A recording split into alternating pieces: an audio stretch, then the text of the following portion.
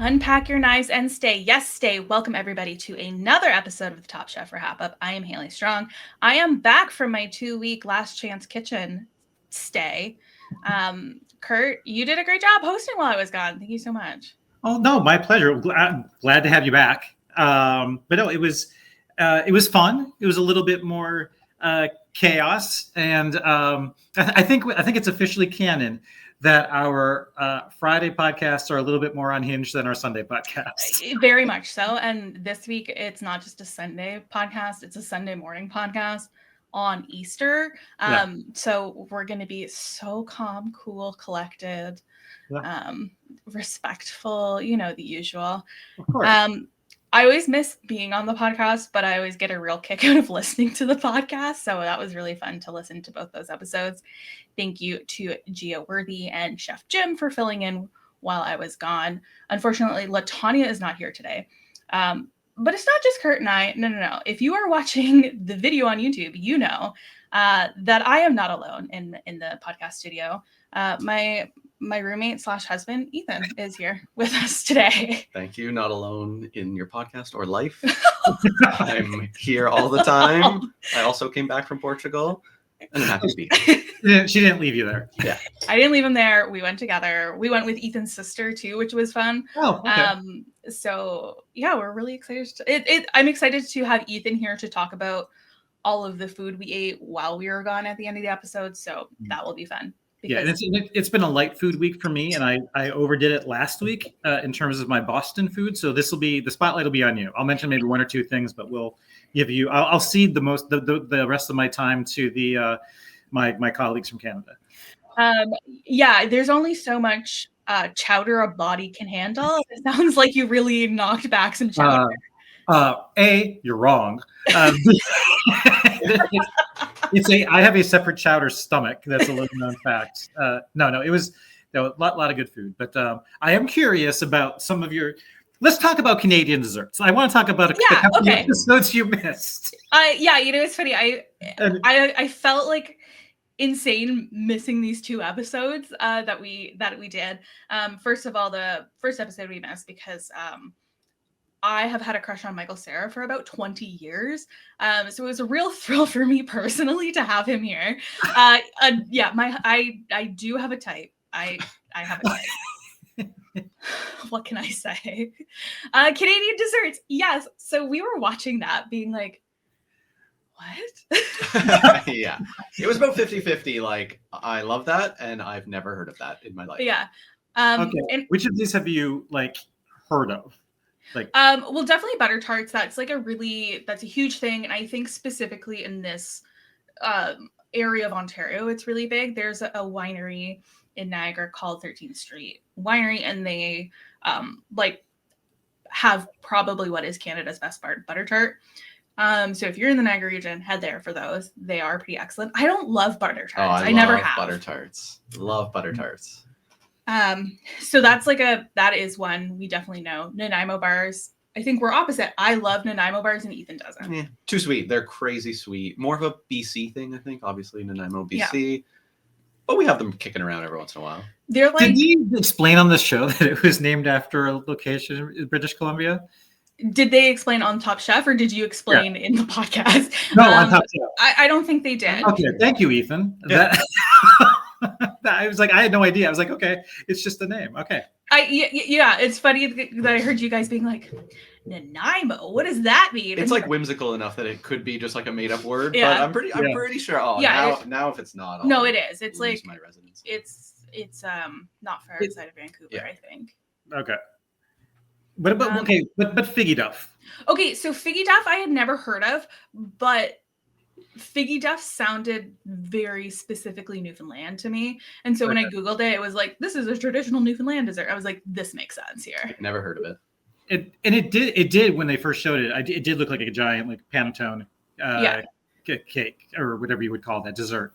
And I'm glad that I was glad I didn't just make that up in my head, because I think someone on the show even called it out as and I'm not sure if it's pronounced panettone or panettone, but regardless, that's what it did kind of look like that. Yeah, I thought it looked like a very English pudding kind of dessert. And then this is a Canadian fun fact. Newfoundland is actually closer to Ireland than it is to BC. Oh, So okay. like a lot of, like a lot of Newfoundland Atlantic culture is very heavily inspired by like, UK, Ireland, Scottish traditions. Fuggy Duff does sound vaguely like a British dessert, like a spotted dick or something along those lines. Like I thought it was spotted dick at first when it like appeared on the screen. Oh, that's fair. Yeah.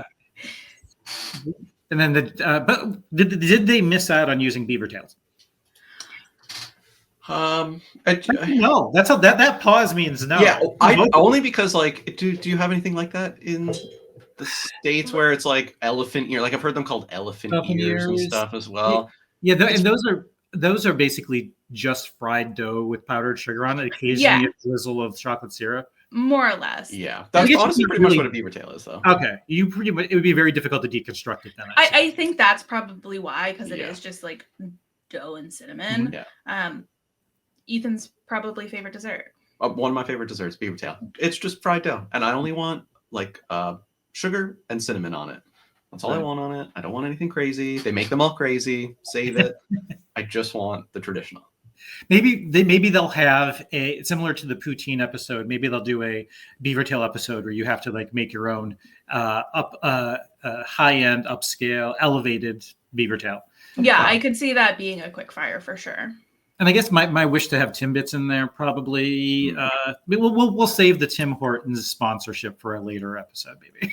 Yeah, maybe. Yeah. But we did have a sponsorship this episode. Chipotle's spending their big bucks here on Top Chef Destination Canada. Yep. If you're not watching the video, Curt's little subline is Qdoba over Chipotle. Yep. We've never had Qdoba. Qdoba I like better than Chipotle only because Qdoba I think first had the free guacamole. I think Chipotle has since moved in that direction, but then also I'm used to, and maybe it's changed at Chipotle, but Qdoba used to have like much more variety of sauces. Like they used to have this like ancho chili barbecue sauce that was really good. I like a mole based sauce. So I just feel like there's a little bit more to a Qdoba, and their app like rewards you all the time. Like last weekend, I bought a surf and turf burrito there, and it gave me like $5 towards my next entree, which will cover most of my next burrito. So, yeah. Okay, that makes sense. There's not like a Chipotle particularly close to here. There's one just over the border in Niagara Falls, New York. There are a couple in Toronto. Last time you went up to Toronto, I do believe you went to Chipotle. Just a few weeks ago, I did have Chipotle. What was your order? I got a steak burrito, all the fixins, no extra guac. Not that guy. Yeah. We're living in a tough economy. We cannot do the extra guac at this point. Yeah. My go-to tends to be some cut, like usually a burrito, no rice, and I'll have half black beans and pinto beans, and then I'll say, am I feeling a little spicy? Am I feeling? I'll usually get like guac and sour cream and cheese, like loaded up with all the good and bad fats. So I think I'm just not enough of a regular at these places to know like what half to and do. half. Like I just panic in there, and I just get the most vanilla, like loaded up, whatever you want. Oh, that's what I'll have. Like I just panic in there. I think maybe if I just go a little more frequently. Yeah. I have 2 orders. So my favorite is actually like chicken quesadilla with fajita veggies. It's just, I love a quesadilla. I you know what? For a long time, I've always said my favorite food is tacos, but I do actually think my favorite food is a quesadilla. Is it because it's a little bit meltier almost? And it's like more contained. Like I find them to be less messy, and I don't love like when my hands get sloppy. Do you have a protein that you prefer, or do you just go veggie? For quesadilla, it's chicken. Okay. I like the chicken and I like the fajita veggies. And then, or I'll get a burrito bowl with carnitas, and then I'll get a side of nachos so I can scoop all of the burrito bowl goodness. And I will also get the fajita veggies on there because I love a grilled pepper and onion.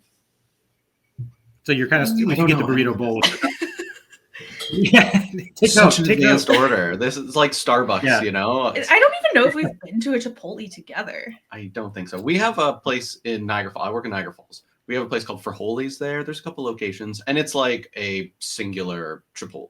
Yeah. Almost the exact same menu, and it's awesome. It's incredible. So I feel more comfortable there. Yeah, you know the process. Yeah, exactly. So in this quickfire challenge, they're creating a remix of the dish out of ingredients used in your Chipotle lunch order. So they did a Chipotle order a couple days before this, and they saved all their orders and was like, hey, this is the ingredients you have to cook. I think it was Tristan being like, that's sacred. Like, you can't do this to us. Like, that's lunch. And then Vinny being like, I just wanted a pork quesadilla that day, and now I'm screwed. So I thought this was a really fun twist on a sponsorship challenge where it's not just like Reynolds RHAP, it's all wrapped in Reynolds. You know, it's like, it is. This was fun for me. Yeah, it would have been. It worked for the same reason that it didn't excite me as like if there'd been more variety in the menu, once I'd say probably about like 70% of these things this all overlap. It's like it's made from this. The reason I think that it's so good is they have a same basic set of ingredients. That's just like I'd say the menu of Chipotle is pretty much a remix anyway. Like because you're just they're combining the different components into different proportions, but you're going to have your fajita veggies, your tomatoes, your tortilla, etc. But but still, I think that's what made the challenge fun. Is like, well, how can you make this potentially even like unrecognizable from the original and make it stand out from people who had a similar set of ingredients? Yeah, I thought it was like a really cool test of their creativity of like, hey, you basically all have the same basket of ingredients. Like, what are you going to do with it? Henry made a queso fundido quesadilla with avocado sour cream mousse and chipotle queso salsa. He was on the bottom with this dish. It did look like a very sad quesadilla. Would I still eat it? Yes, absolutely. But I think if there was a true bottom, it would probably be Henry with this one. Yeah, like we got similar kind of bottom queen jokes from Henry and Shuai the last couple of episodes, and this quickfire was no different. Did he not have a protein, or is queso fundido is queso fundido a protein? Is that what you're asking me? No, I know queso isn't queso's cheese, but I didn't know if like queso fundido was specifically like cheese with with like a chorizo or something. Yeah, chorizo was the word. Yeah, it's possible. I feel like one of it was Cesar was like specifically highlighted that he had a vegetarian meal that day, so his like meal had to be vegetarian. So I don't actually think I think Henry probably did have some sort of protein that just wasn't highlighted in the same way. Yeah. Okay. Massimo made a grilled chicken thigh with avocado, grilled tomatoes, and cilantro puree. He was in the top with that dish. Cesar made a Cesar salad, and that made me laugh very hard because there's nothing I love more than a pun. That was great. He did grilled romaine with crema, roasted chipotle, and juniper salsa, and torched avocado. Is juniper really one of Chipotle's 56 ingredients that they have? No. Well, I say I like that. Maybe I said no too quickly. I mean, it was allowed, so I don't know if it's like one of those things where it's not like a topping that you put into it. So maybe it's like an element, like a seasoning, and like in the seasoning in the carnitas or something. Or one of the elements of one of the salsas rather than maybe they serve gin at Chipotle. And I was thinking the same thing. Like menu. If he used it, I assume that it was on there. It was right? Kosher, yeah. Lana made Lana made marinated pork shoulder with avocado cream, corn succotash, and crispy tortilla. This sounds really delicious to me, and maybe it's just because it is before lunch, and I had like a granola bar for breakfast. I don't even know if you ate breakfast. Cereal? Ooh, what kind of cereal did you have? Off-brand Cheerios? Ooh, yeah, I bought some of those because I Tostados. I think that's exactly what they're called. Very well could be. Paula made a pork shoulder tostada with avocado cream, corn, and serrano salsa. You know what? Like all of these dishes sound like supremely excellent to me. I do love Mexican food, and I also love Chipotle. So I would be surprised if there hadn't been conversations like in leading up to this sponsorship about, and the winner will get their item featured on like. Oh, interesting. Not all Chipotles necessarily, but maybe ones like a major like the flagship or whatever. Yeah. That's the word I was looking for. Yeah. So I'm surprised that wasn't, maybe that's was just part of the discussions, but I think that's potentially a missed opportunity. I forgot to mention Cesar was in the top, and as was Paula. And then Tristan, our winner of the episode, he's on a real hot streak, our friend Tristan. Yeah. He made a steak tartare with obe ata sofrito, green harissa, crema, lime cured corn. I loved the way he talked about this dish. Like, I thought it was, I mean, that's one of my favorite parts about Top Chef. And with the diversity initiative that they've really like brought into effect within the last couple of years of like highlighting food that is not necessarily French and Italian, and saying like every global food can be high end. And I think that was really interesting from last week's episode too, where Jim had done a lot of research on the restaurants and said, hey, like this is a fine dining restaurant. This is a fine dining restaurant. Like, it was really cool to hear about Thai fine dining, Indian fine dining. And I love Tristan really bringing, the spices he knows into this. I'm still going to avoid a steak tartare. That's okay. I if you caught it, like when I was in Boston, I had a steak tartare that was really good. But it was like basically almost like a pub. It wasn't like in a fine dining restaurant, which is the weird thing. And going back to the whole winner gets item on menu thing, maybe it was part of it. And they're like, oh crap, the one that won. We cannot have it. We cannot have the teens at Chipotle preparing a steak tartare. I was going to say that when you were pitching that as the idea. I was like, well, depending on where this Chipotle is, if it's in the right continent, that might work. But I like that Tristan went outside the box. Everyone else just made something vaguely Mexican, and he was really like the only one who went left with it, which I liked. Yeah. And I thought like the green harissa like at the bottom looked really incredible. I would like to try that. Chef Jim talking about tartare last week was really fun. I always love listening to Chef Jim on the podcast. Like, it's just such a wealth of knowledge, especially for if you are listening to this podcast, you're probably interested in food of some sort. So hearing Jim talk is always so much fun. Vinny is on a little bit of a rough stretch. He was in the bottom with his grilled pork and roasted tomato chilaquiles. Like, it was, do I want to eat that? Yes, I do. Was it a bit of a sad dish for Top Chef? Like, a little bit, yeah. Yeah, I think he was a little bit hamstrung regarding his lunch order as well.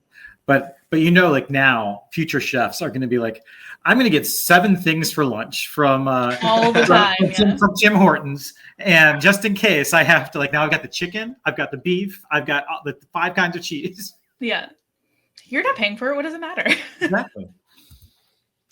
Katiana had grilled lettuce, chicken, and sofritas.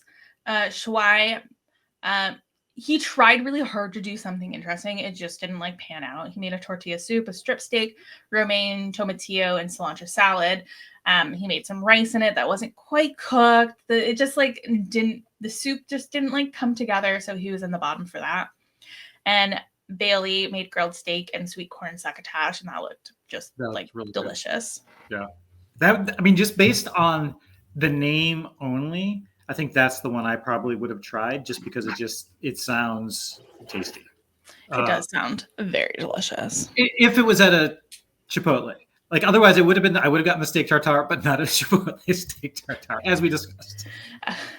Bailey's dish is something where I'm like, I should make that at home during corn season. Yeah, that's a compliment. That is a compliment. And this is and kind of carrying over from last week again, and this is your comment about Tristan earlier. Tristan and Bailey got immunity 2nd week in a row last week. Even though Bailey had immunity going into last week's challenge, coming out from LCK, Tristan's been immune for 3 weeks straight. Yeah, and then he wins the quickfire here as well, and so they didn't win this episode, but at least but I think they were both on a little bit of a roll here. What are your thoughts on pickles? I'm pretty new to liking pickles. Interesting. I'm a little picky about pickles. I think I'm really just new within the last couple of years of not despising vinegar, appreciating vinegar. I love a pickled onion. I'm still not like a big dill pickle person, but I love a bread and butter, which I feel like is controversial. I feel like a lot of people hate bread and butter. I love other things pickle. Like I love just how deep the flavor is in pickles. So I'm very appreciative of them now. I mean, not to bridge too much the Chipotle challenge with this pickle elimination challenge, but I have learned that if I get like the at Qdoba, you can get pickled vegetables and pickled onions and pickled jalapenos on the dish, and that kind of overwhelmed it for me. So I actually stay away from pickled items in my burritos. I think that's fair. Yeah, I think it's like a good. I think pickles are a good topper. So like on a taco or a burger or like something like that. But I don't know if they are as good like encased. Yeah, they go a little bit against my burger philosophy of I don't like cold items on burgers. Like I don't like slices of tomato or lettuce on a burger, but I can do a. But maybe it's because the pickles are thin and heat up pretty quickly. They don't like bring cold to the burger itself. Otherwise, I tend to just eat like slices of pickles. I tend not to go for them as an ingredient so much, say, except for like I'm not gonna bother to take them off of a quarter pounder with cheese, like a little QPC. I'm not going to. They belong on a Chicago style hot dog. So in terms of like the relish. But yeah, otherwise, I'd say I'm not a huge pickle fan, but I appreciate it as like if one comes on the side of a deli sandwich, I will crunch on the pickle and then go for the sandwich. Yeah, that's how I want my pickles. I don't want my pickles in anything or on anything. I just want pickles from the jar into my mouth, and that's it. That's all I want. I'll eat a pickle, no problem. But yeah, pickles on a burger, no thank you. Pickles in something, not really. I like relish and stuff, and I do love, like pickled things when you get that Italian antipasto and it's got like the pickled eggplant and cauliflower and all that stuff. Yes, I love that. But as far as like pickles in things, nah, I just want the straight up pickle. No, fried pickles. I could do a fried pickle. I don't like fried pickles because I'll mess with a fried pickle. I don't think pickles should be hot. So like I don't like a fried pickle. I also see fried pickles as a vessel for my dip, and I love dip of any kind. You're a big dip girly. No problem. Have you guys ever had like the pickle wrap ups with ham? Mm-mm. So in at least in Michigan and my family, there's a dish called Polish roses. I'm a quarter Polish, I can say that. And it's traditionally when we've had it, it's like a green onion.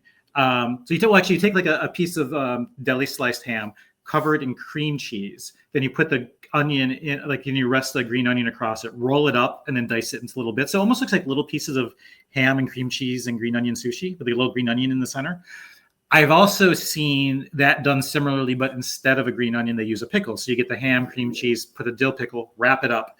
Either eat it like that, grasping it, or you can like cut it into like little discs as well. So I'm into it. I like it, I think. I might avoid it. That's fair. Our elimination challenge this week, in 2 teams create a 5-course progressive pickle menu. We are at our top 10 contestants, so this was able to split Stevenly. And I like that there was, I actually really liked the game setup that there was 2 people who had immunity, and they were like, you're the 2 captains, so that each team had like an equal amount of people that could be going home. Yep. That was like, it always feels unfair when there's like one person who's like, well, I have immunity, like, sucks to suck, suckers. Were you surprised Massimo was drafted last in the schoolyard pick? No, I love him so much. Yeah. I love him so much, but I think what makes Massimo such an entertaining television personality is probably what makes him a difficult competitor in a game.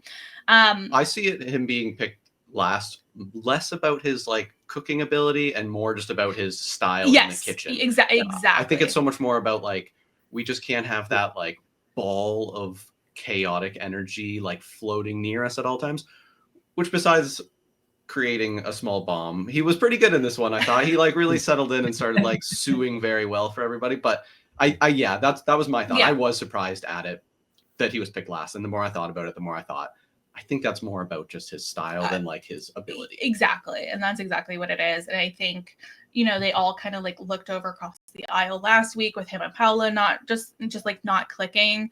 And that was probably part of it. But that's just how it is sometimes. So on the blue team, we have Massimo, Vinny, Lana, Paula, and Bailey. On the green team, we have Shuai, Tristan, Katiana, Henry, and Cesar. We had the 5 courses. They were told like these are what each of the courses, like what accompanying pickle they have. So our first course was cornichons. Second course was full sour pickles. Third course was dill pickles. Fourth course was spicy pickles, and our last course was bread and butter pickles. How did you like the setup of this? Like, did you like that everyone just like was like, here's your pickle, this is the course you're at? I did, because I think we faced previous challenges like this before, where like just like you said, like where it's maybe they'll do a head-to-head, but it's not set up as a head-to-head with voting like this one was, and then it becomes a little bit harder to judge like, oh, how good was the progressive elements of the progressive menu. Here, I think like it was really. I think the fact that each thing included a pickle almost by default made it progressive. Like I think that did a lot of the lifting in terms of it being progressive. And maybe you just gave some thought as to the style, like with Cesar trying to close with some sort of desserty thing. So it was less about how do the dishes lead from one to the next and more about make sure that the first dish is a little bit more appetizer-y and the last dish is maybe a little bit more like in the dessert realm. So with that having been said, I did like you. I liked how this was set up in a kind of a head-to-head battle sort of way. I completely agree that the pickles and what pickle you had in what course did a lot of heavy lifting of the progression, because I would say, and I will say, like it did make sense from a progression. I would say maybe the menus like aren't necessarily cohesive as a. Yes. As a like this is a full dinner menu, which is like whatever, it's fine, we're using pickles, like let's not try to handcuff ourselves too much. I think even the way the like pickles were chosen in the order they were chosen in is, like you said, Curt, it's very progressive, right? Like they were clearly going for some type of sweet thing in the last dish. Cornichon is like so appetizer-y that you're right. Even like spicy pickles, that's exactly where I would have spicy pickles in a progressive menu like that. I don't think I know what full sour is. I don't know if I've ever had a full sour pickle, but I assume that it fits well there. And I completely agree with you that I like the progression based on the pickle. Yeah, and I wasn't surprised. Like, it's funny that we got a winning dish from Tristan in the quickfire that was a tartare, because like the thing I associate most with cornichons is a tartare. Like the tartare I had in Boston had cornichons on it, and so I was not at all surprised to see like the chefs just kind of continue to lean in that for the first couple of dishes. But the other things, there was a lot more variety of where you could go with things. I think cornichon, appetizer, steak tartare to me makes the most sense. But I think the other dishes were a little bit more wide open in terms of where they could have gone. And then another function of this specific challenge was like they were very much head to head. They were voting per course which one was the winner.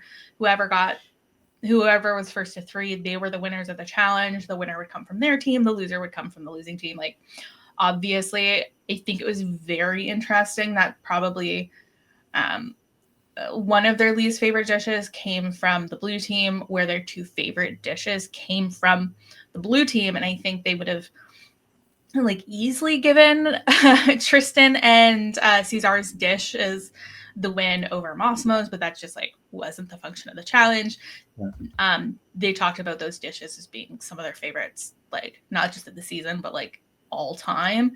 So that was really interesting, but at least those 2 guys, it was like never a question that they could be going home. It was like, you guys are obviously safe. We love those.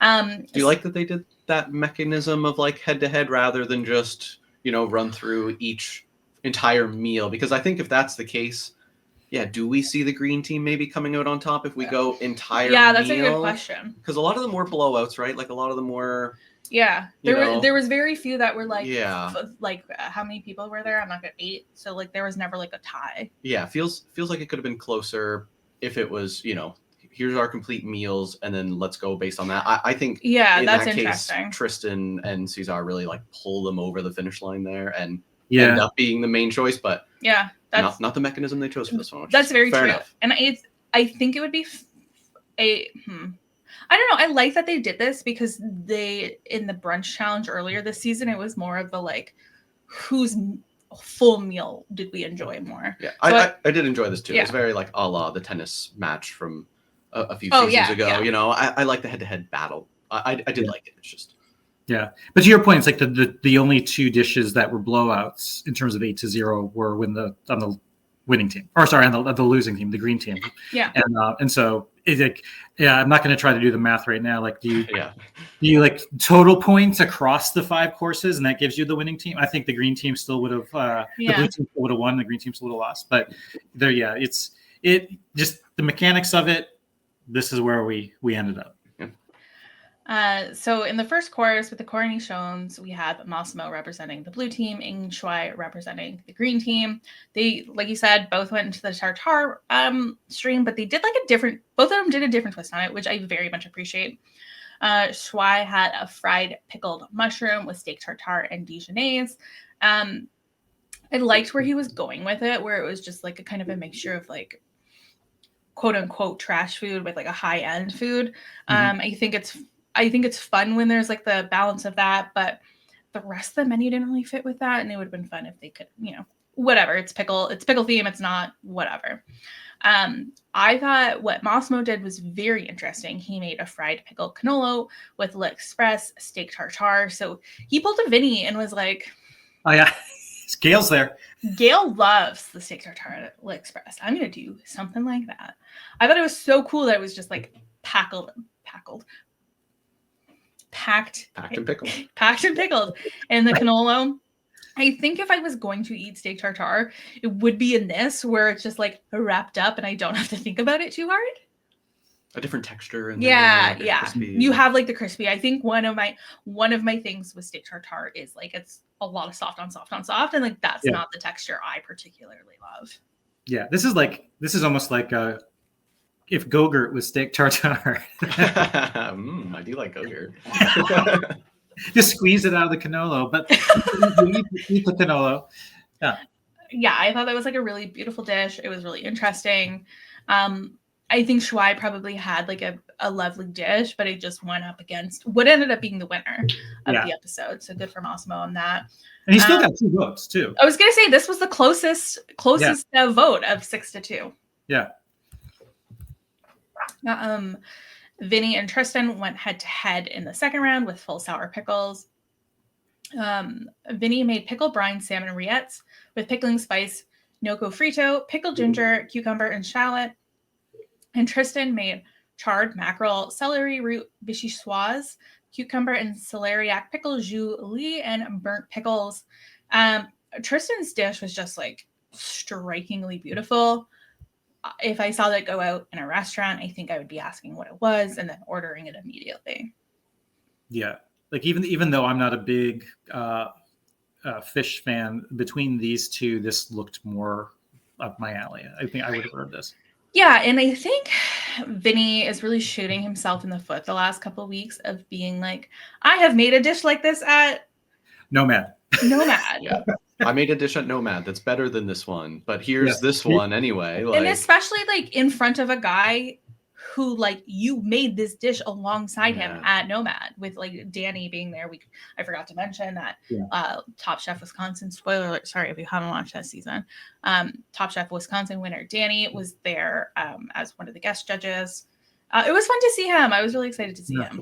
You think, and seeing Chef Sarah Bradley last week. Oh my gosh. Like I love the short hair on Sarah Bradley. She looks great. Yep. I love her like aura, I guess. She's just like, I've really enjoyed her and everything I've seen her on. And for Danny to sit there and be like, yeah, Vinny, I made this dish with you. It's not as good as the one we used to make. Yeah. And I'm pretty sure this isn't even the restaurant he's working at currently.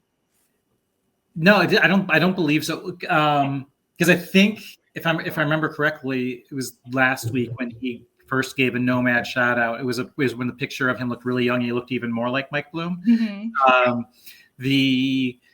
It's almost like he's cooking to show off a resume versus to show off his style. That's exactly what it feels like. And he's such a beautiful plater. He's obviously doing well, but I would like to see more Vinny rather than like more of like what restaurants Vinny's worked at. Yeah. I think he could use that direct feedback. It was a week or two ago that the judges said that exact same thing. If I'm not mistaken, they didn't say that to him. They said it, in their discussion separately about, he's very much cooking his resume, which we don't want. We just want to see like new stuff from him. They never told him that. And I mean, he shouldn't need to be told that, but yeah, I feel like he needs to learn that one way or another. Maybe he needs the Bailey treatment of like Last Chance Kitchen, right? Where he's like, I was trying to do other stuff and I just need to cook for me.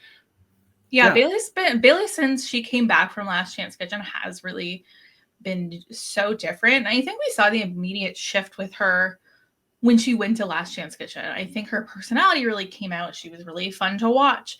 Mm-hmm. And she's kind of brought that back into the competition, which I really appreciate for Bailey. Yeah, we've talked in previous seasons about almost like this magical effect that Last Chance Kitchen has on some of the chefs in terms of like it refocuses them.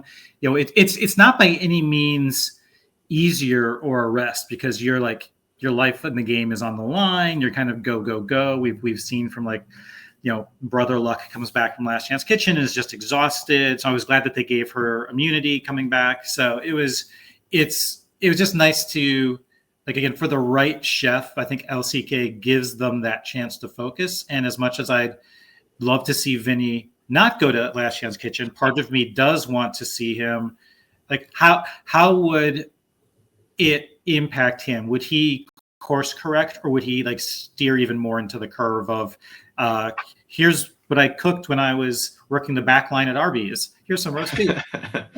Yeah, it's true. Is there enough time to like be yourself there for somebody like Vinny, or is he just going to be too like, I need to put out this miraculous thing, so I need to lean on something I already know? Like, I could see that being the course he takes as well. Yeah, where Bailey was able to really be one of those people where it's like it gives her less time to think of like overthink things, and she's just like, I just have to use my instincts here. And I almost feel like Vinny doesn't like have those instincts defined yet, at least in the show. Yeah. For our third course, Lana for the blue team and Katiana for the green team had dill pickles. Lana made a dill pickled seared scallop with grilled pickle relish, dill pickle beurre blanc, and fried capers. I thought this was like a gorgeous dish. I thought it sounded really delicious. If it wouldn't make me violently ill, I would probably eat this. And then Katiana made roasted dilly cucumbers, dill pickle, and clam vinaigrette, pickle brine, poached potatoes, and cucumber seed porridge. And this was the losing dish. And I do think Katiana made some errors. She does say that this is how she wanted the dish to be. But I think adding the tofu in with the porridge, I think going back to the porridge well again was maybe not the right choice. They just like straight up did not like the dish. And it wasn't a pickle forward enough, which is funny because like reading the description, this might be one of the ones I would expect, like this and maybe Vinny's salmon dish. I think these two I would have expected to be like pickle on pickle on pickle, and apparently this was not. Yeah, it's funny that it wasn't, because when you read it, it's just every element is pickled. Yeah. It just doesn't. Yeah, and is it pickled or is it pickles? I guess maybe that's the difference here. Yeah. In our fourth course, we had Paula with a grilled octopus, a spicy pickled chimichurri, braised pickle beets, and serrano peppers. I mean, this looked great. This looked really good. And then Henry had a bulgogi braised short rib with fermented collard greens and spicy pickle foam. Some controversy with this dish. His team asked him, hey, do you need some help? And he just said, can you like clean up some of the stuff around? And Shuai threw out all of his mise en place, which was a bunch of different pickled elements. Henry ended up losing his head-to-head because it wasn't as pickle forward as they wanted. Shuai looked like a ghost for the rest of the episode. Yeah. I honestly was thinking it was going to come down and they say like, Henry, you're like packing your knives, and Shuai going, that's on me. Like, send me home instead, because like that was my fault. Yeah, and when we got down to the discussion between Katiana, Henry, and Shuai, it seems like they were. It seemed like the judges were actually kind of able to judge around that fact. Like, even if you, like, I can't remember specifically, but whether it was like the taking into account what you would have done, we don't think it would have saved the dish. Like Shuai's actions did not ruin the dish. There were other issues with it, but I still think if Henry had gone home, like, it's been ages, I feel, since we've seen a foam. But thank God too. But I was thinking the same thing, that if for some reason Henry had been eliminated, Shuai would have said something, and then it would have been interesting to see. I think that's one of those situations where Henry's going to feel obligated to, like, no, don't do that. Where he's like, yeah, do that. Yeah, well, especially because like Shuai was in the bottom. It's not like he had one of the best dishes. Like it could have. I mean, it wasn't going to be him going home, but it could have been him going home as well. But I could also see the judges then saying kind of the point I just made, was like, where I could see them speaking up saying, Shuai, you can fully do that if you wish, but just know that like the reasons we said that Henry was eliminated weren't because of the lack of something. It was maybe the way that something else. Like, I love me a bulgogi. I would have wanted to try. Actually, I would have wanted to try this. But at the same time, as I said, I think on our first episode, I am a chimichurri chica. So sorry, you were drinking when I said that. I probably would have gotten that. I would have been torn between the two. Like, octopus with chimichurri just sounds really interesting. I think in one of those situations, it would be like, okay, you're ordering the octopus, I'm ordering the short rib. Like, Ethan and I are very good about being like, okay, we want to try both these things. Like, let us get like a little bit of everything. We're good shares when it comes to dinner. Ethan, do you get scallop dishes knowing that? Well, while knowing that Haley cannot eat them, or Haley, can you eat around the scallops in a scallop dish, or just I wouldn't choose to. Like, it's just not worth it for me to attempt it. Like, Ethan is pretty new to seafood in general. Okay, yeah, that's true. I have ordered a scallop dish one time when we were out, and it was good. That was my first time having scallops. They were great. I like them. I think it just comes down to, like, it feels somewhat like, I know it doesn't really matter, but it feels somewhat selfish to like order the scallops when Haley can't have them. And I think when I had them the one time, Haley was like, I got a little queasy. Oh, I'm feeling queasy over here. I'm like, oh, then this is it for that. But I guess. And I think if I was like out alone, I may order a scallop dish. Yeah, and then it's like, we always also have to be careful about like not sharing it. Yeah. Really though, like, thank you so much. But we also have to like not share drinks then too, and like make sure that like if you're trying my dish, not to use the same fork that like you use on a scallop in my food. You know what I mean? And it's like, it's not anaphylactic, but it's like, I don't want to risk it. I don't remember the degree to which it affected you. If it was like, I'm going to die, or I'm going to be mildly uncomfortable for a couple hours. And it's more towards the death. We will talk about it a bit when we get to what we ate this week. Wonderful. Spoiler alert. Spoiler alert. And our last dish, Bailey, with her bread and butter pickles, made a ricotta-filled pasta with pickle, red wine, beef ragu, B&B giardiniera, and Parmesan fonduta. And Cesar made a B&B pickle curd tart and dill ice cream with bread and butter pickle gastrique. Bailey sounded incredible. Like, I very much want that. I think I kind of agree with the judges that, like, I don't necessarily think pasta is like your last course, but I liked her justification of like, no, we do in the restaurant all the time. Cool. Yeah. When I was taking notes here and it was like the B&B pickled curd tart, I was like, did he work at a bed and breakfast? I wasn't associating bread and butter with B&B, and it took me a while. I was like, oh, okay, that's what the B&B pickled gastrique is. I would have. It would be kind of interesting to have a tasting menu set up in this structure. I mean, I've seen ones where it's usually you get this dish, this dish, but maybe when you get to the entree, you get to pick one of three.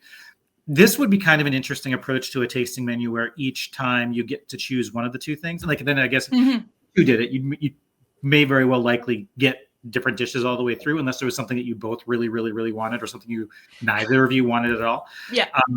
Because I think in this case, between the two, assuming I would have gotten the bulgogi braised short rib in the previous course, I would have gotten I would not have needed the beef ragu as a last course. I would have tried the ice cream. Oh, let me try this dill ice cream. Let me give that a shot. I think I'm always going to be drawn towards a weird dessert. I love a balance. I love something odd like that. I think I would have been really disappointed if nobody made dessert in this pickle menu. I think Cesar really, I think Cesar's the right person to do something like this.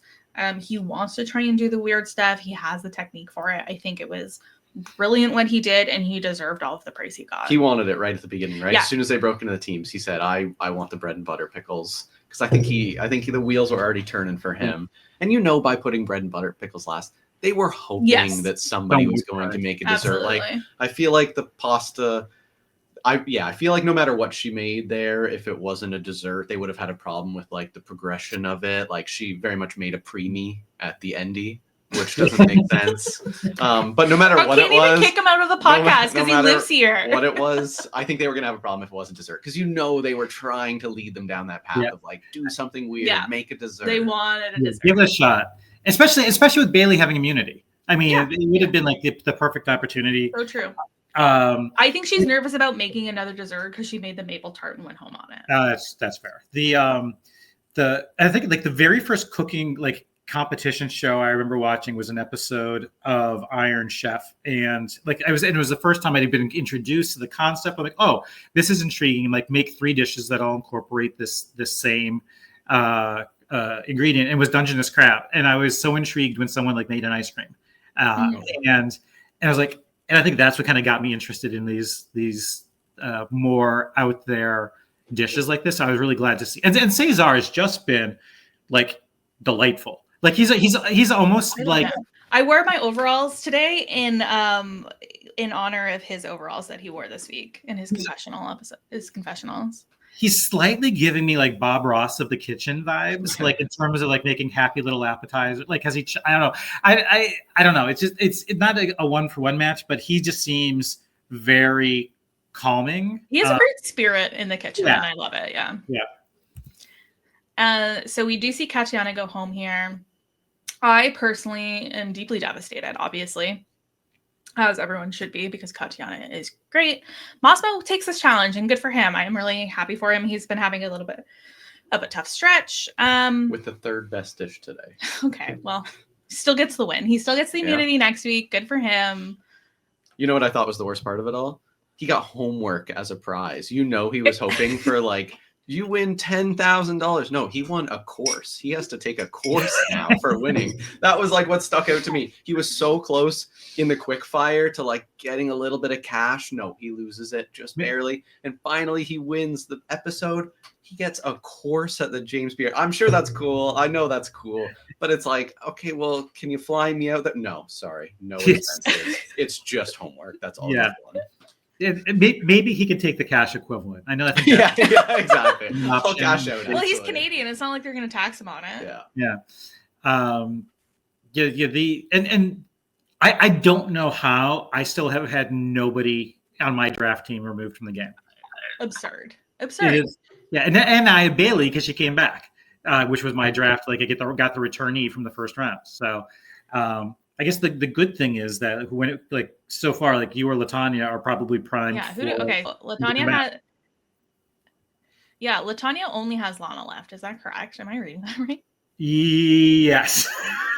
Oh no, I have Tristan, Massimo, Henry, which I feel pretty good about. Yeah, that's pretty good. And technically Tatiana, as a poised to return potentially. That's fair. I forgot about that. And then Curt, you have Vinny, Shuai, Cesar, Paula and Bailey 2.0. Yeah, I've been a little bit worried, obviously, on the Shuai front a couple of times, and on the Paula front a couple of times. So, and obviously, it can't and won't go on forever. But Curt, tell us about Last Chance Kitchen. Okay, Last Chance Kitchen. We saw a cat fight. I thought of that joke too. Nice. Boom. Kat and Katiana. It was by no surprise a pickling contest, but the way Tom described it was like you also have to put your opponent in a bit of a pickle. And Corwin wheels out in his best Vanna White impression this cart that has probably like 15 to 20 different kinds of pickled ingredients in there. And Kat, as the reigning champion of LCK, got to pick first, but each person had to basically pick 3 ingredients, pickled ingredients for their opponent to incorporate in their dish. Kat sabotaged Katiana with cocktail onions, sweet banana peppers, and pickled beets. Kat received from Katiana pickled asparagus, pickled cherry peppers, and pickled green beans. They weren't really, it didn't seem like they were really going out of their way to really stick it to the other person. They were more like Kat was like, I'm not going to give Katiana the kimchi that she is craving because that was one of the ingredients up there. But she also didn't, try to like fully sabotage her as well. Like they were both basically kind of voiced, what you gave me was okay. But Katiana was like, I hate asparagus. So I also hate asparagus. So me and you, sister. So Katiana made beet marinated salmon with pickled beets. So that was kind of interesting. She sous vide the salmon with the beet juice in the sous vide machine. Gribache tartare with onion pickles and pickled pepper and beet greens. Whereas Kat made pickled celery root puree corn relish with broad bean pickle and cherry pepper pickles, and a shrimp and tempura asparagus. So Tom basically, called out that the shrimp was overcooked, and Kat was kicking herself for having included it. I mean, she even referenced back to like it's like one of the top chef fundamentals. If there's an element of your dish that you don't like, have Shuai throw it away. I mean, don't include it. And it wasn't like it was like a pickled shrimp. It wasn't like one of the ingredients. Well, it wasn't one of the main ingredients. And then Ethan was in the middle of a chore. So we watched this episode on the Google Home in the kitchen. And we were both yelling at the Google Home, like, no, just leave the shrimp off. Leave it off. You don't need it. Leave it off. Yeah. So Kat ends up being eliminated. Katiana advances. And we are down to our final 9 in the main competition. I usually, I'm trying to remember, I think someone usually comes back in at like final 4 or final 5. So she's still got a ways to go. But yeah, we're down to the final 9. Yeah, and I know you never watch the previews, but it's very exciting for us because next week is in Niagara. They're in Niagara. They go on the Maid of the Mist. Well, actually, no, it's like the Hornblower cruises now. But very excited to see Niagara on Top Chef, and I can't wait for that episode. So fun, and then we should be right around the corner from Restaurant Wars, which will be a good time for lots of reasons. So I'll really quickly get you start. Yeah, this will be relatively fast. Ironically, I think I've talked about this previously. There's a really fun kind of board game bar near me that has an amazing menu, and I had chimichurri sliders there that were really good. Pickled onions, chimichurri sauce on a slider. Yesterday, I went to the tiki bar across the street from me, and I had pork banh mi and crispy Brussels sprouts and a kind of a creme de cassis cocktail while I waited. I purposely. Sometimes I'll order online and go pick it up. Sometimes I will go there, order at the bar while I have a tiki drink to wait. It was one of their specials of the week. It had like living across the street from a tiki bar is simultaneously the dream and the nightmare. I would be over there all the time. That's insane. I can't believe that. This is the place where I haven't done it since I think 2022 or maybe even 21, but they have a tiki passport there where they offer it like the first couple months of the year. And if every time you get a drink from the menu, they stamp your passport. But it includes like their bowls, because they have like the 2 to 4 person tiki drinks as well. I think only 3 of them. But anyway, and really, really good food. This is the place that has like a gorgonzola pork belly burger. That's amazing. Oh, so good. And then I mentioned the surf and turf burrito from Qdoba. Those are the main things I had. But Globetrotters, sound off. Yeah, we had a great week and a bit in Portugal. We started in Lisbon and then we went up to Porto. And we had great food pretty much the entire time. One of the first places we went to basically when we landed, Ethan and I have the thrill of not being able to sleep on an airplane. So we had been going for about probably 24 full hours at this point. We went up to the timeout market in Lisbon. You'll see that on basically every list of like where to go in Lisbon. It was not so packed, like truly so packed. It was hard to find a seat. But it's great because there's like a lot of different options for food. There's like a ton of different stands. I got a peri-peri chicken with shishito peppers and some potatoes, and that was excellent. I don't remember what you had there. I got a range of like croquettes. Oh, right. I had like a cod, spicy sausage, vegetarian curry, and one more. Like a chicken? Yeah, or maybe beef? just Or, like like a chorizo? Did you say the chorizo one? Yeah. Were these? You said these were croquettes? Yes. Kind of like the ones that were in that Corwin and Kat went home for last week. Yeah, the like codfish croquette is like a very main dish there. So I wanted one of those, but not like 5 of those. So I diversified the menu a little bit and got one of each. It was a good. flight. You got a flight of croquettes. Yeah, a flight of croquettes. Mm-hmm. Yeah, it was delicious with a big old glass of red wine. It seemed like each of them would potentially need a different kind of dip or sauce. Was that the case, or was it kind of like a universal? Or no sauce at all? No sauces, which I would have used a sauce. I would have gone 5, would have gone a sauce flight as well, and gone all over the place with those. But they were all alone, which is fine. I found you couldn't even like eat like a full one. You had to like take a bite out of one and then go somewhere else because some of them were pretty intense. And it was like my first meal, and I'd been up for like 30 hours. I was struggling, but they were good. They were good. Nice. I think I had a glass of rosé with that. You had one of your one of many super box on the trip, which is Portugal kind of has like 2 main beers. What's the super bock and Sagres? And you're a real super bock girly. That's right. What else? The second day we went on a food tour. We loved doing a food tour. We had a great time on one in Italy. So we did one here. It's just like a great way to see the city, see kind of like the main dishes they want to highlight. It's always fun having a local guide. It's like, here's all the things you need to try while you're here. Perfect. Yeah. Let's just bang them all out. And it was a food and wine tour too. And we both love wine. And I loved hearing all the explanation about like different Portuguese wine, hearing about port, hearing about Vinho Verde and like what makes those different from like other dessert wines or other sparkling wines. We had at one place, they had a bifana, which is like a really simple pork sandwich. It's just like marinated pork, and you can put peri-peri sauce on it or mustard. I went with peri-peri sauce. It was like one of the best bites I had of the trip. I went mustard on the first half and then so much peri-peri on the second half that I was like slightly getting panicky because my mouth was so hot. I need to try peri-peri. Like that's like the main, that's like the Nando's. Yeah. Which I've never been to, and it's like it's in a few places in the US, but in London. I need to get some peri-peri in my stomach. And we went to another market called LX Factory, where we went to a Mexican restaurant. We had some really delicious food. Ethan had a birria taco. I had a quesadilla. Ethan's sister had pork tacos, and they were all delicious. It was all good. And then also on the food tour, we had some more of the cod croquettes.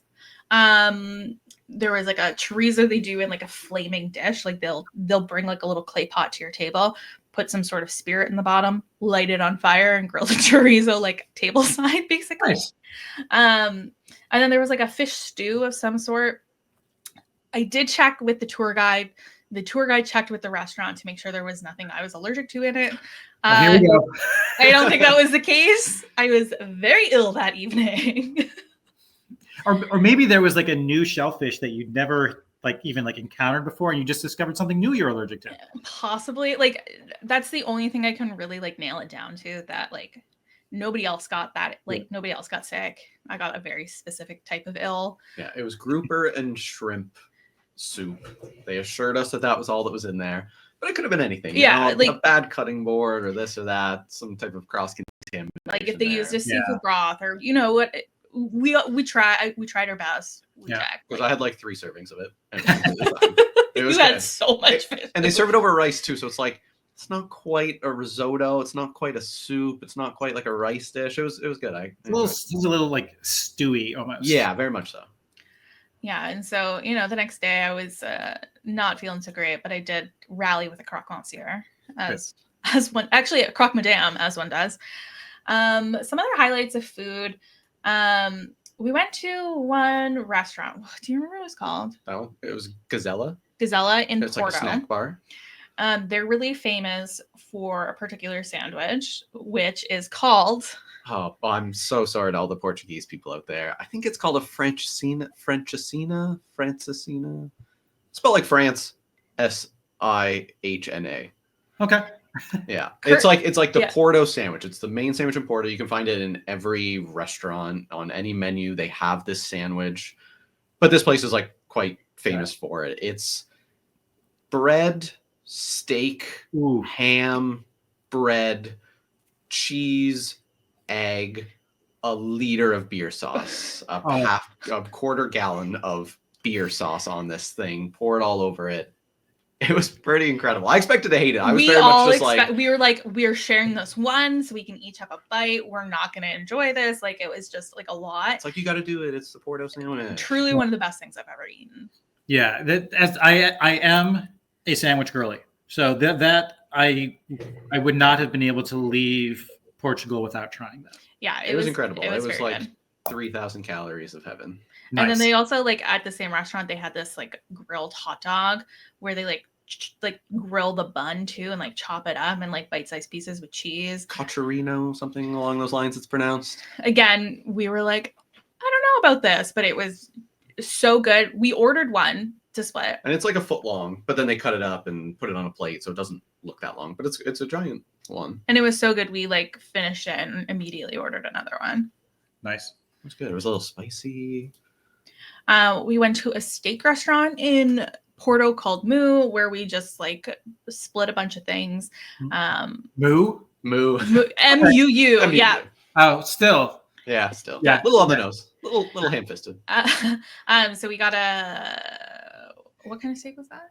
Oh, I don't remember. Just like a giant cut of meat. Steak. Yeah, and we all like different temperatures of steak. Okay. So we kind of met in the middle and ordered medium. That was the rarest medium I have ever seen. It was the rarest steak I've ever had. It was almost like I always order a medium rare, and it was like verging on very much rare. It was delicious though. It was good. We got like a chorizo fried rice with it, which was incredible. Like a cheese potato croquette, which again, not like a croquette. It was like, it was almost like it was like in the shape of a pie slice, and it was just like super thinly sliced potato with truffle and cheese and a lot of goodness in there. Truffle or truffle oil?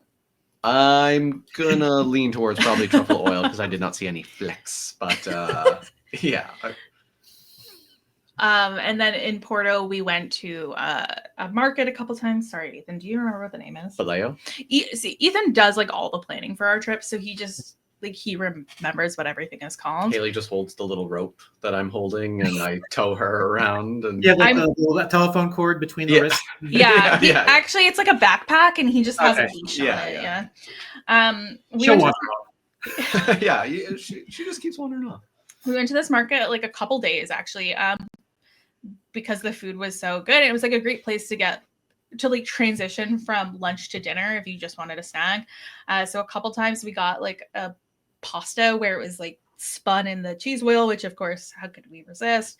Ethan had a couple sardines at this market, which was on his list of things to try. Right. After my my problem with the seafood, I like tried not to try too much new seafood after that, of course, but Ethan had a great time eating sardines. I did have a good time. They were good. And then like you get a glass of wine, walk around with it. Of course, the pastel de natas. We had many pastel de natas. It's just like your Portuguese custard tart. I think that's our favorite one. I think it's called like pastel de bellum. kind of in the Bellum region of Lisbon. I think they were the first ones to start serving it. Yes, yeah, and they were really delicious. Those are some of my favorite things. Ethan, is there anything that I didn't mention? No, that was pretty much it.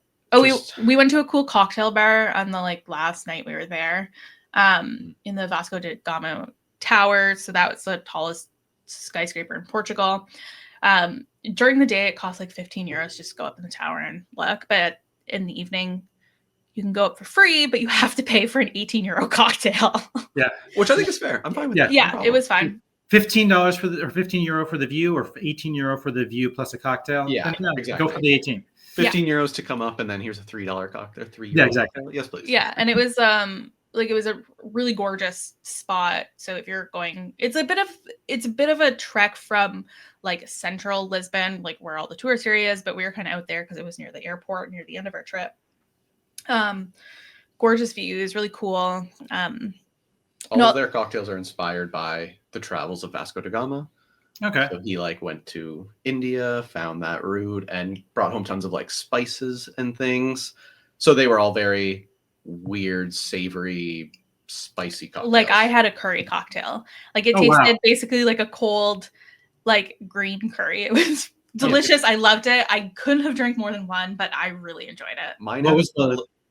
Go ahead, Ethan. Mine had a little bit of curry in it, but yeah, Haley's was straight up. It was curry. It was like cold curry. It was wild. I don't even remember what the spirit was, honestly. That's what I was going to ask. Here, let me, Ethan, entertain Curt. No. Yeah, my first one that they served me, because I very much was just like, serve me whatever. That's my style. I want something weird. I always like to say that. But my first one was just like a lovely, Caribbean morning cocktail. It was like, oh, that tastes like the Caribbean, and it was delicious, but it's not weird. So then my second one they brought me was tequila based, and it had a little bit of curry in it and some orange, and it was quite delicious. Yeah, so mine was called the cocktail umami, and that was the Esmeralda. That was the one I had the second time. No. I had that one. Yeah. Yours was green. No, it wasn't. All right. Cocktail umami. It had rum, nutmeg, and clove infusion, coconut milk, curry and chili cordial, citrus and ginger. And it was really good, but it was a lot. Rum might have been the last one I would have guessed, for a curry. Yeah. Interesting. Yeah, but it was really delicious. So yeah, if you happen to be in that part of Lisbon, recommend. But yeah, we had a great. Oh, and then we went to Europe's most beautiful McDonald's in Porto. Yeah, the world's most beautiful McDonald's. Yeah, we couldn't.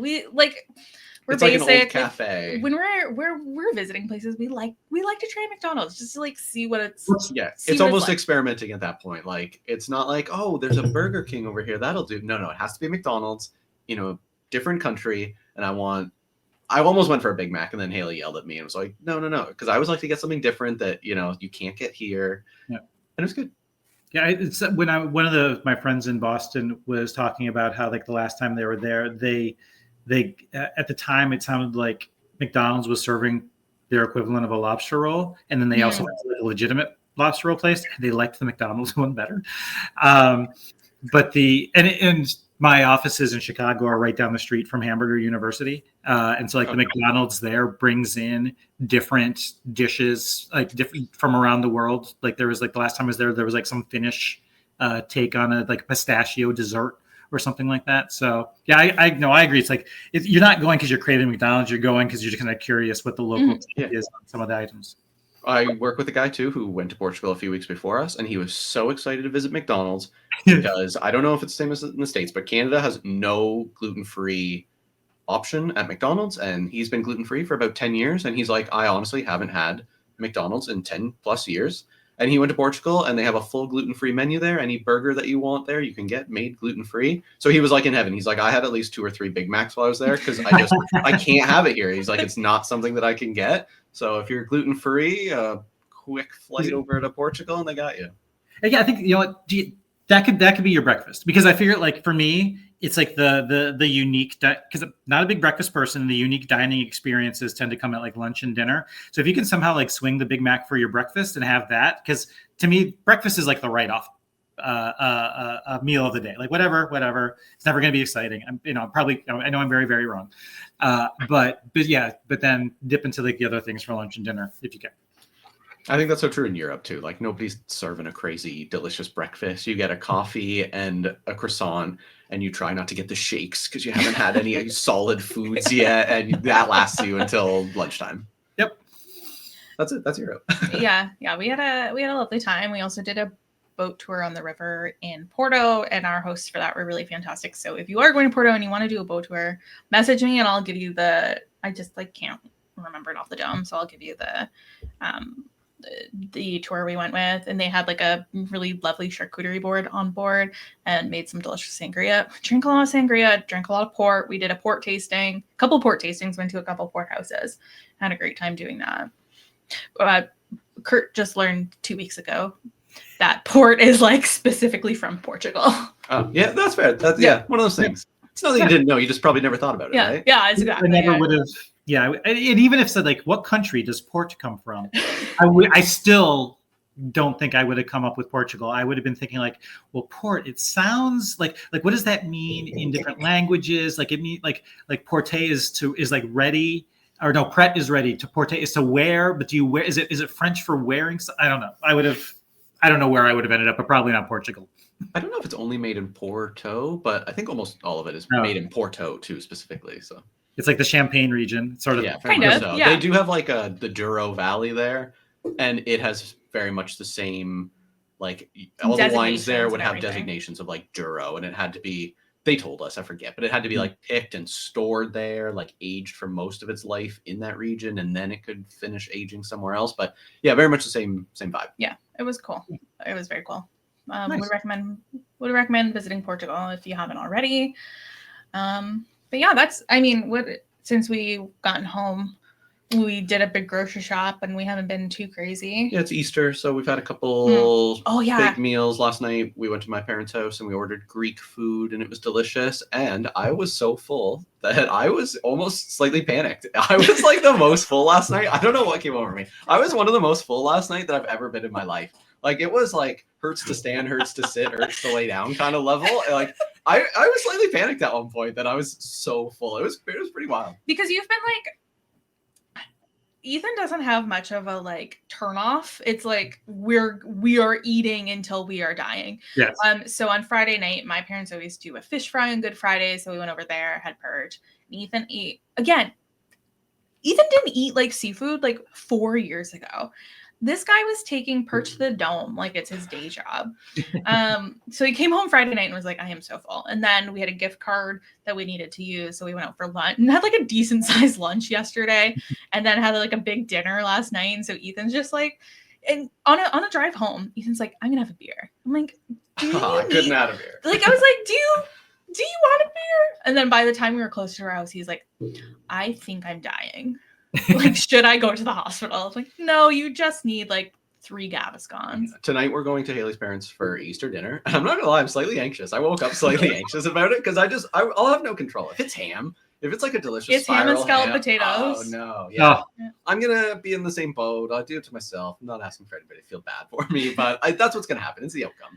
The nice thing about ham and scalloped potatoes is the way that they're sliced. They just kind of nicely stack in your stomach in nice layers. There's always beautiful buns at Haley's parents too that you don't need because it serves no real purpose except for just mopping everything up and being that much more full. So I'm excited to hate myself again. At least you're off tomorrow, so you can just decompress and digest. We'll have salads. Yeah, when we came home last week, we were I need a vegetable. Let's get 3 bags of salad and just have salad for a few days. Yeah. But yeah, we had a great time. Awesome. Yeah. Well, Curt, where can people find you on the internet if you want to be found on the internet? When you want to find me, you can find me on Instagram at Curt Clark. Same handle for TikTok, which I rarely use, and I don't think I'm the same handle on Snapchat, which I just signed up for. Anyway, but in the year 2025, 2009, you just signed up for Snapchat. I love I've had it on and off, and I keep deleting it because it frustrates me. And then I just finally signed up again. I figure I work in social media. We're getting more active on Snapchat. I just need to be more familiar with the platform. But Instagram's the main place for pictures of primarily memes, books, food, and escape rooms. So. I'm so sorry, Ethan. Here's my plug. I just finished watching White Lotus season 3. I'll be talking about it with absolutely nobody. It's NHL playoff season, and I'm a big Leaf fan. So if you want to hear my thoughts about that, you will not unless you're on the couch next to me while I'm watching these games. And if you want to connect with me, I suggest just reaching out to Haley, because that's probably the best way to go about it, and it's very accessible rather than searching out my lowly profile. So that's my plug about what I'm up to. And then the playoffs have not started yet for Ethan's team, the Maple Leafs, but here is a preview of what it'll be. Come on. Why would you do that? Why would you do that? Come on, that was a bad call. Oh, this is the worst team of history. They deserve to lose. Oh, this is the best team this is the best thing that's ever happened to me. Oh, I love the Leafs. They're the best. No, they suck. I hate them. That's what's going to happen. That's what that's going to be like. And I'm super full at this point too. Picture that too, right? Because it's tonight, so I'm also overly full during this. Yeah, so I can't move from the couch and not watch TV. I'm stuck here because I have been eating too much. The remote's way over there. Yeah. So I'm forced to watch this rubbish that's in front of me. Or the best game that's ever happened to anyone. The best thing of my life. But yeah. How about you, Haley? You can follow me on Instagram at @strong_. You can check out all of my Portugal posts and see that. And then you can follow my Bookstagram at The Strong Library, where I post everything I am reading. And then until next time, pack your knives and go. Bye.